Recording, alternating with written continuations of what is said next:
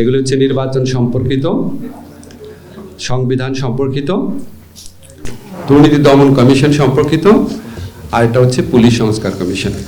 বাকি যে দুটো দিয়েছে, বাট তারা 2 সপ্তাহ করে টাইম চেয়ে নিয়েছে। সেকেন্ড ধাপে হচ্ছে কমিশনের সঙ্গে ঐক্যমত প্রতিষ্ঠার জন্য সংস্কার বিষয়ে আলোচনা হবে। এই আলোচনা করার জন্য জাতীয় ঐক্যমত্য কমিশন গঠন করা হয়েছে ডক্টর মোহাম্মদ ইউনূসের নেতৃত্বে, এবং এটা সদস্য হিসাবে 6টি কমিশনের প্রধানরা আছেন। তো দ্বিতীয় ধাপের পরে আমরা দ্বিতীয় ধাপের ঐক্যমতের ভিত্তিতে আমরা প্রয়োজনীয় আইন এবং নীতি প্রণয়নের কাজ শুরু করব। চতুর্থ ধাপে হচ্ছে বাস্তবায়ন।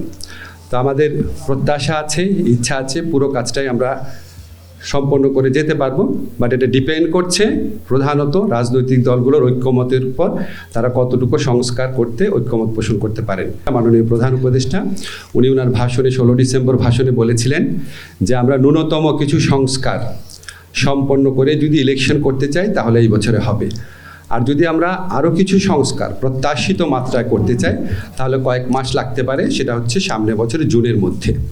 তো আমাদের সংস্কার কমিশনের প্রস্তাবের ভিত্তিতে রাজনৈতিক দলগুলোর সঙ্গে যখন আলাপ করা হবে, এটাই আমরা আইডেন্টিফাই করার চেষ্টা করব যে ন্যূনতম সংস্কার কোনগুলো আছে এবং এই বিষয়ে রাজনৈতিক মতৈক্য আছে কিনা। তারপর হচ্ছে এর বাইরে যে সমস্ত প্রত্যাশিত সংস্কার আছে সেটাকেও আইডেন্টিফাই করার চেষ্টা করা হবে। রাজনৈতিক দলের সাথে মতৈক্যের ভিত্তিতে যেই সংস্কার প্রস্তাবগুলোর ব্যাপারে ঐক্যমত হবে সেইগুলির বিষয়ে আমরা আইন ও নীতি প্রণয়ন করব এবং বাস্তবায়নের চেষ্টা করব।